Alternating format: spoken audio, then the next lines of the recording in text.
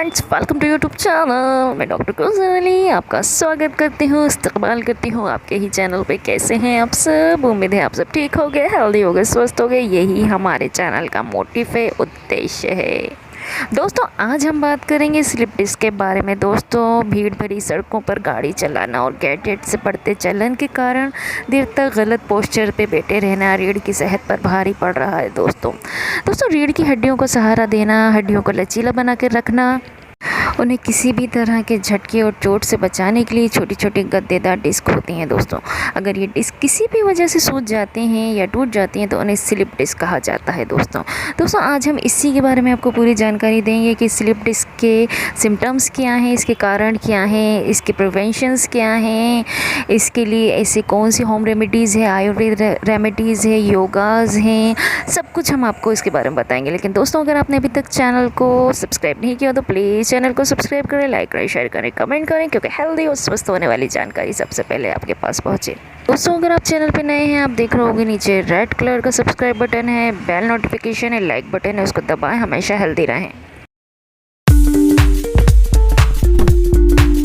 तो चलिए दोस्तों, शुरू करते हैं। दोस्तों, हमारी रीढ़ की हड्डी में 33 केशुरुकाएँ होती हैं। हड्डियों की श्रृंखला होती है। ये केशुरुकाएँ डिस्क से जुड़ी रहती हैं। ये डिस्क रबड़ की तरह होती है जो इन हड्डियों को जोड़ने के साथ उनको लचीला बनाने में मदद करती है। दोस्तों ये रीढ़ की हड्डी में लगे हुए ऐसे पैड होते हैं जो उसे किसी प्रकार के झटके या दबाव से बचाते हैं। दोस्तों प्रत्येक डिस्क में 2 भाग होते हैं, एक जेल जैसा आंतरिक भाग और दूसरा एक कड़ी बाहरी रिंग, जो चोट लगने या कमज़ोरी के कारण डिस्क का आंतरिक भाग बाहरी रिंग से बाहर निकल सकता है। इसे स्लिप डिस्क कहते हैं। दोस्तों इसे हर्निएट या प्रोलैप डिस्क या रप्चर डिस्क भी कहते हैं। इसके कारण दर्द और बेचैनी होती है। अगर स्लिप डिस्क के कारण कोई स्पाइनल नर्व दब जाती है तो सुनपन और तेज़ दर्द की प्रॉब्लम हो जाती है। गंभीर मामलों में सर्जरी की ज़रूरत होती है। दोस्तों रीढ़ की हड्डी में मौजूद हड्डियां वर्टिब्रा को सहारा देने के लिए छोटी छोटी गद्देदार डिस्क होती हैं जो रीढ़ की हड्डियों के झटकों से बचाती हैं, इसे लचीला रखते हैं। लेकिन जब एक डिस्क क्षतिग्रस्त हो जाती है तो ये सूज जाती है या टूट कर खुल सकती है, जिसे स्लिप डिस्क कहते हैं। स्लिप डिस्क का मतलब ये नहीं है कि डिस्क अपनी जगह से फिसल जाती है। इसका मतलब है कि डिस्क अपनी सामान्य सीमाओं से बाहर बढ़ जाती है या फूल जाती है, या फिर डिस्क की बाहरी दीवार छिद जाती है जिससे उसमें मौजूद द्रव यानी न्यूक्लियस पल्पोसस का रिसाव रीढ़ की हड्डी या नज़दीकी तंत्रिका पर हो जाता है। स्लिप डिस्क से एक हाथ या पैर या स्तंभ में कमज़ोरी हो सकती है। दोस्तों रीढ़ की हड्डी किसी भी हिस्से में स्लिप डिस्क हो सकता है, लेकिन अधिकांश ये पीठ के निचले हिस्से को प्रभावित करता है।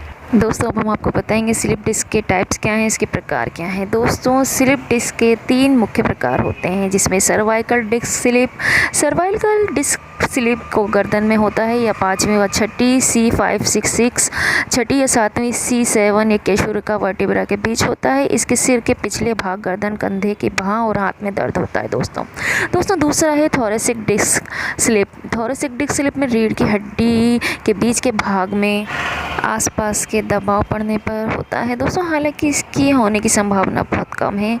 इससे पीठ के मध्य और कंधे के क्षेत्र में दर्द होता है। ये T1 से T12 वर्टिब्रा के क्षेत्र को प्रभावित करता है। कभी कभी 10 स्लिप डिस्क के क्षेत्र से गर्दन, हाथ, उंगलियां, पैर, कूल्हा पैर के पंजे तक जा पहुंचते हैं। दोस्तों तीसरा है लंबर डिस्क रीढ़ की हड्डी के निचले हिस्से में होता है, अक्सर 4थी और 5वीं वर्टिब्रा के बीच या 5वीं केशुगरा या सेक्रम कमर के पीछे के तिकोने हड्डी के बीच। इसके पीठ के निचले हिस्से, कूल्हे, जांघ, गूदा, जनांग क्षेत्र या प्रेनियल तंत्रिका के माध्यम से दर्द होता है और पैर और या पैर की उंगली के बीच में जा सकता है। दोस्तों अब हम आपको बताएंगे कि स्लिप डिस्क के लक्षण क्या हैं, सिम्टम्स क्या हैं। दोस्तों आपको आपकी रीढ़ की हड्डी में किसी भी हिस्से में स्लिप डिस्क हो सकता है, गर्दन से लेकर पीठ के निचले हिस्से तक, लेकिन पीठ के निचले हिस्से में ये सबसे आम है।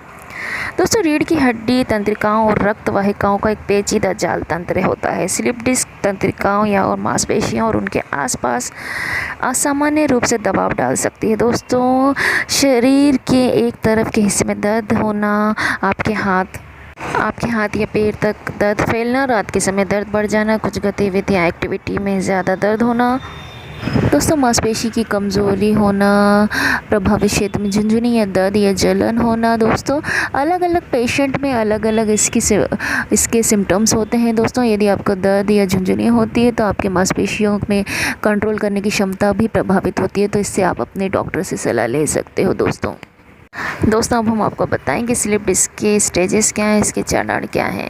दोस्तों स्लिप डिस्क के मुख्य 3 चरण होते हैं। पहला चरण, जैसे जैसे उम्र बढ़ती है डिस्क में निर्जलीकरण शुरू हो जाता है, जिससे उसका लचीलापन कम हो जाता है और वो कमज़ोर हो जाती है। दूसरा चरण, समय के साथ डिस्क की रेशेदार परत में दरार आने लगती है, जिससे उसके अंदर द्रव या तो बाहर आने लगता है या उसमें बुलबुले बन जाते हैं।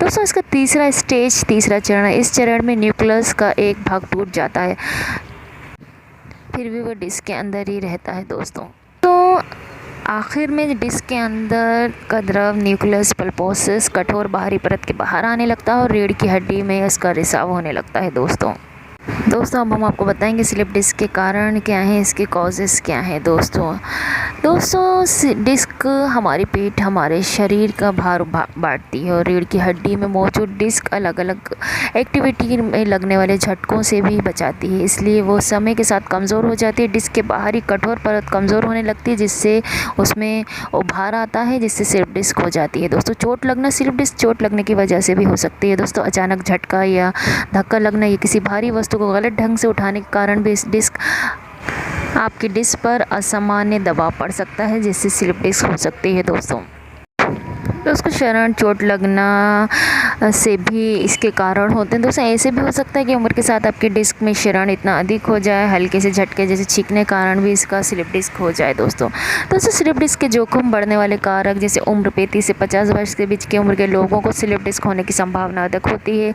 लिंग, महिलाओं की तुलना में पुरुष को स्लिप डिस्क का जोखिम लगभग दोगुना होता है। वजन, शरीर में ज़्यादा वजन आपके शरीर के निचले हिस्से में डिस्क पर तनाव का कारण बनता है। दोस्तों विवाह से यानी बिजनेस भी इसके कारण हो सकते हैं। जिन बिजनेस में शारीरिक क्षमता ज़्यादा आवश्यकता होती है उन लोगों को स्लिप डिस्क होने के जोखिम ज़्यादा होते हैं। दोस्तों जेनेटिक्स, कुछ लोगों को स्लिप डिस्क जो होता है आनुवांशिक यानी जेनेटिक भी इसकी वजह होती है। दोस्तों ये थे प्रमुख कारण जो स्लिप डिस्क के हो सकते हैं। दोस्तों अब हम आपको बताएंगे स्लिप डिस्क के बचाव क्या हैं, इसके प्रिवेंशंस क्या हैं। दोस्तों स्लिप डिस्क के जोखिम को कम करने के कुछ तरीक़े हैं। दोस्तों शरीर का एक हेल्दी वज़न बनाए रखें, जिससे आपकी पीठ के निचले हिस्से पर दबाव कम हो। दोस्तों नियमित रूप से एक्सरसाइज करें। दोस्तों धूम्रपान छोड़ें। निकोटीन आपकी पीठ की डिस्क को नुकसान पहुंचा सकता है, क्योंकि ये पोषक तत्वों को अब्जॉर्ब करने में डिस्क की क्षमता को कम करता है। दोस्तों और डिस्क को सूख सकती है और भुरभुरी हो सकती है। दोस्तों वज़न उठाने के लिए सही तकनीक का उपयोग करें। खाली झुकने या टेढ़े बैठने से भी पीठ का दर्द नहीं हो सकता, लेकिन यदि पीठ पर चोट आई है तो गलत तरीके से बैठने से दर्द बढ़ सकता है। खड़े होने या चलने के दौरान अपने कान, कंधों और कूल्हे को एक सीधी रेखा में रखें। दोस्तों बैठने पर अपनी पीठ को सुरक्षित रखें। अपनी पीठ और कुर्सी के बीच एक छोटा तकिया या तौलिया गोल करके रखें। नींद में अपनी पीठ को सही स्थिति में रखें। एक तरफ सोते समय घुटनों के बीच एक तकिया रखें। दोस्तों अब हम आपको बताएंगे स्लिप डिस्क की परीक्षण कैसे होते हैं, इसका डायग्नोस कैसे होता है। दोस्तों स्लिप डिस्क के निदान के लिए शारीरिक जांच, आपकी अनैच्छिक एक्टिविटी, मांसपेशियों की मजबूती और चलने की क्षमता को महसूस करने की क्षमता को जांचने के लिए शारीरिक जांच होती है। दोस्तों खाली एक्सरे स्लिप डिस्क का निदान नहीं कर पाता, लेकिन ये जांचने के लिए किसी अन्य वजह से पीठ दर्द तो नहीं तो एक्सरे का इस्तेमाल किया जाता है। दोस्तों सिटी स्कैन स्कैनर कई अलग अलग दिशाओं से एक्सरे की एक श्रृंखला लेता है, उन्हें जोड़कर स्लिप डिस्क का निदान करता है। दोस्तों एमआरआई, इसमें रेडियो तरंगों और एक मजबूत चुंबकीय क्षेत्र का यूज़ करके आपके शरीर के आंतरिक संरचनाओं, छवियों को बनाई जाती है। इस टेस्ट की यूज़ से स्लिप डिस्क के स्थान की पुष्टि करने के लिए किया जाता है और ये देखने के लिए कि तंत्रिका किस प्रकार प्रभावित हो रही है। दोस्तों मेलोग्राम, इसमें डाई की रीढ़ की हड्डी के तरल पदार्थ को इंजेक्ट किया जाता है और फिर एक्सरे लिया जाता है और ये परीक्षण आपकी रीढ़ की हड्डी या नसों पर स्लिप डिस्क के कारण दबाव दिखा सकता है। दोस्तों अब हम आपको बताएंगे स्लिप डिस्क के कॉम्प्लिकेशंस क्या हैं, इसके नुकसान क्या हैं। दोस्तों स्लिप डिस्क की वजह से आपको आपको बहुत ही दुर्लभ मामलों में स्लिप डिस्क के कारण आप मूत्राशय को कंट्रोल खो सकते हो। स्लिप डिस्क में सेंट्रल एनेस्थेसिया हो सकता है, जिससे आप अपनी जांघों के अंदरूनी भाग, पैरों, पीछे के हिस्से और मलाशय के आसपास महसूस करने की क्षमता खो सकते हो। दोस्तों, ये इसकी कॉम्प्लिकेशंस और नुकसान होते हैं। दोस्तों, अब हम आपको बताएंगे स्लिप डिस्क के इलाज कैसे किए जाते हैं, इसके ट्रीटमेंट कैसे किए जाते हैं। दोस्तों, स्लिप डिस्क के ट्रीटमेंट इलाज आमतौर पर आपकी असुविधा और एक्सपीरियंस पर निर्भर करता है। दोस्तों, अधिकांश लोग डॉक्टर्स द्वारा बताए गए एक्सरसाइज करके स्लिप डिस्क के दर्द में सुधार कर सकते हैं, पीठ के आसपास की मांसपेशियों को मजबूत बनाते हैं। केमिस्ट के पास मिलने वाली दर्द पेन किलर गोलियाँ लेने से और भारी चीज़ें ना उठाने से स्लिप डिस्क के दर्द में राहत मिल सकती है। यदि आप पेन किलर गोलियाँ आपके सिम्टम्स पर प्रभाव नहीं डालती, तो आपको डॉक्टर आपकी कोई अन्य दवाएं लेने की भी कह सकता है, जैसे मांसपेशियों के ऐंठन में राहत देने के लिए दवाएं, दर्द को दूर करने के लिए दवाएं, दर्द को दूर करने के लिए मादा द्रव गाबापेंटिन या डिक्लोलेक्सोटाइन जैसी पेन किलर दवाएं दी जाती हैं। अगर आपके सिम्टम्स 6 सप्ताह तक नहीं सुधरते, आपको मांसपेशी एक्टिविटी पर स्लिप डिस्क का असर पड़ता है, तो आपको डॉक्टर सर्जरी की सलाह दे सकते हैं। आपको सर्जन पूरे डिस्क को हटाए बिना केवल डिस्क के क्षतिग्रस्त भाग को निकाल सकते हैं। इसे माइक्रो डिस्केक्टमी कहा जाता है। अधिक गंभीर मामलों में आपका डॉक्टर आपकी पहले वाली डिस्क को बदलकर एक कृत्रिम डिस्क लगा सकते हैं या डिस्क को निकालकर केशिकाओं का एक साथ मिला सकते हैं। दोस्तों, इस तरह से स्लिप डिस्क के ट्रीटमेंट करे जाते हैं। दोस्तों, अब हम आपको बताएंगे स्लिप डिस्क के आयुर्वेदिक उपचार। दोस्तों, आपको स्लिप डिस्क के लिए रसराज रस 10 ग्राम लें, योगेंद्र रस 1 ग्राम लें, बसंत कुशा माकर 1 ग्राम लें, प्रबल पंचामृत 1 ग्राम लें, मोती पिष्टी 4 ग्राम लें। सभी को मिला लें और इसे 1 ग्राम सुबह शाम लेने से बैक पेन में आराम मिलता है। दोस्तों, चंद प्रभावती अश्वशिला त्रयोदश गूगल खाने के बाद 1-1 गोली लें। दोस्तों, बैक पेन की राहत के लिए पिंडता गिलोय या पीड़ा नील गोली लें। खाने से पहले 1-1 गोली लें। दोस्तों, बैक पेन में ज़रूरी है ओमेगा 3 फैटी एसिड अपनी डाइट में ज़रूर शामिल करें। अलसी चिया सीड में ओमेगा 3 होता है। दोस्तों, इसको अपनी डाइट में शामिल करें। दर्द में एंटी इन्फ्लेमेटरी डाइट ज़रूरी है, इसलिए अनार लहसुन अदरक में एंटी इन्फ्लेमेटरी होता है, तो इसको अपनी डाइट में शामिल करें। तुलसी दालचीनी हल्दी में भी दर्द के लिए फ़ायदेमंद होता है। मसल दर्द में मोरिंगा स्प्रुलिना की 1-1 गोली लें। दोस्तों, बैक पेन में कारगर दूध में हल्दी शिलाजीत मिलाकर पिएं। 2 ग्राम दालचीनी शहद मिलाकर 2 बार लें। दोस्तों, रीढ़ पर नारियल के तेल की मालिश करें। दोस्तों, अब हम आपको बताएंगे स्लिप डिस्क की होम रेमेडी, घरेलू उपचार।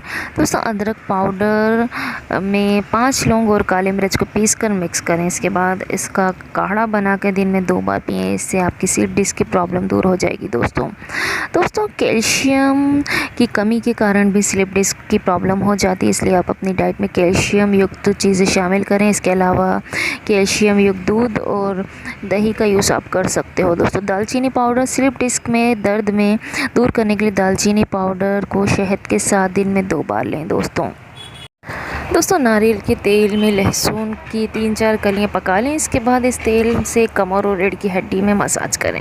आप नारियल के बजाय सरसों का तेल का भी इस्तेमाल कर सकते हैं। दोस्तों,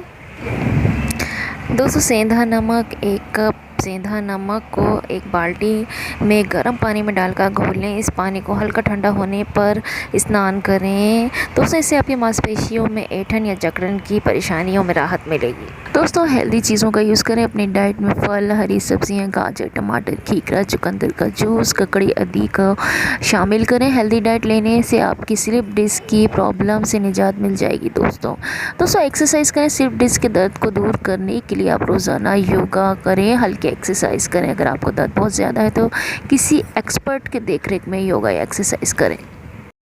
दोस्तों, अब हम आपको बताएंगे स्लिप डिस्क से निजात पाने के लिए योगासन। दोस्तों, हमारी रीढ़ की हड्डी या स्पाइन में असल में कोई एक हड्डी नहीं, बल्कि इसमें 33 हड्डियों से मिलकर बना एक समूह कहा जा सकता है। स्पाइन के 5 मुख्य हिस्से होते हैं: cervical, thoracic, lumbar spine, sacrum spine, coccyx spine.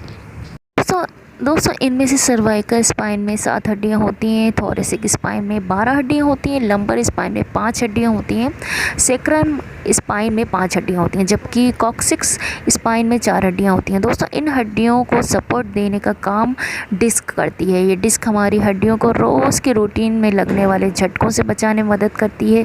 ये झटके हमें चलने, वज़न उठाने, मुड़ने और दौड़ने या चीज़ों को पकड़ने के दौरान लग सकते हैं। दोस्तों हड्डियों में मौजूद हर डिस्क के 2 हिस्से होते हैं, मुलायम और जेली जैसा भीतरी हिस्सा, सख्त और मजबूत बाहरी हिस्सा। अगर किसी कारण से रीढ़ की हड्डी के भीतरी हिस्से में कोई कमी आ जाए या चोट लग जाए तो कई बार रीढ़ का जो जेली वाला हिस्सा है बाहरी डिस्क से बाहर निकल जाता है। मेडिकल कंडीशन में इस स्थिति को स्लिप डिस्क या हर्निएटेड डिस्क कहा जाता है। इसकी वजह से पीठ में कमज़ोरी और दर्द की शिकायत हो सकती है। इसकी वजह से रीढ़ की हड्डी के आसपास मौजूद नसें दब सकती हैं, जिसकी वजह से बहुत तेज़ दर्द, कमर, पैरों का सुन्न होना, पैरों और हाथों कमज़ोरी आने की शिकायत हो सकती है। स्लिप डिस्क की प्रॉब्लम स्पाइन के किसी भी हिस्से में हो सकती है, लेकिन ज़्यादातर ये समस्या कमर के निचले हिस्से या लंबर डिस्क नंबर 14, 15 या S1 में होती है। ज़्यादातर मामलों में ये नंबर आपके MRI रिपोर्ट से पता चलते हैं। तो अब बात करेंगे हम योगा, ऐसे कौन से योगा हैं जो आपको स्लिप डिस्क में फ़ायदा पहुंचाएंगे। दोस्तों सबसे पहले बात करेंगे शवासन की। किसी भी पोज या आसन के सबसे आखिर में किए जाने वाले योगा को शवासन कहा जाता है। दोस्तों योग साइंस में सबसे आसान माना जाता है। दोस्तों शवासन न सिर्फ आपके शरीर को बल्कि आंतरिक ऊर्जा को भी भीतर से हील करता है। बॉडी की यही नेचर ऊर्जा आपके शरीर में समाकर हर बीमारी और प्रॉब्लम को ठीक करने में मदद करती है। दोस्तों अगला जो योगा है वो भुजासन यानी कोबरा पोज। दोस्तों बॉडी में फन उठाए हुए सांप की आकृति की तरह होता है। इस आकृति में रीढ़ की ऊपरी हड्डियों पर दबाव पड़ता है, उन्हें पुरानी स्थिति में आने का मौका मिलता है। दोस्तों इससे बॉडी लचीली बनती है और कमर दर्द में राहत मिलती है। दोस्तों अगला जो योगा है उसे बोलते हैं शलभासन यानी लोकस्ट पोज। शलभासन योग साइंस का एक ऐसा आसन है दोस्तों जिसमें पेट के बल ज़मीन पर लेटकर रीढ़ की हड्डी को मोड़ा जाता है। इस स्थिति में योगाभ्यास करने से कुछ ही दिनों में स्लिप डिस्क और कमर दर्द से राहत मिलना शुरू हो जाती है। दोस्तों शलभासन के पोज में जो बॉडी है टिड्डे की आकृति बनाती है। इस स्थिति के शरीर में रखने से स्लिप डिस्क के अलावा भी कई अन्य प्रॉब्लम से छुटकारा पाया जा सकता है। दोस्तों अगला जो पोज है वो उष्टासन यानी कैमल पोज। रीढ़ की हड्डी की प्रॉब्लम को दूर करने वाला बहुत ही कारगर आसन है। इस आसन में शरीर ऊँट की मुद्रा में बनाता है। इस पोज में शरीर के पीछे की तरफ झुकाया जाता है, जिससे रीढ़ की हड्डी पर पॉजिटिव दबाव बनता है। इस दबाव के कारण जल्दी ही रीढ़ की हड्डी की प्रॉब्लम दूर हो जाती है, स्लिप डिस्क की प्रॉब्लम भी दूर हो जाती है। दोस्तों ये था हमारा वीडियो स्लिप डिस्क के बारे में, जिसमें हमने आपको पूरी जानकारी दी कि स्लिप डिस्क के सिम्टम्स क्या होते हैं, कारण क्या है, कॉजेज़ क्या है, इसके जांच, उपचार, बचाव, आयुर्वेदिक उपचार, होम रेमेडीज़, योगा क्या है, हमने आपको पूरी जानकारी दी, सब कुछ बताया। दोस्तों अगर आपको वीडियो पसंद आया हो तो प्लीज़ चैनल को सब्सक्राइब करें, लाइक करें, शेयर करें, कमेंट करें। Thank you for watching.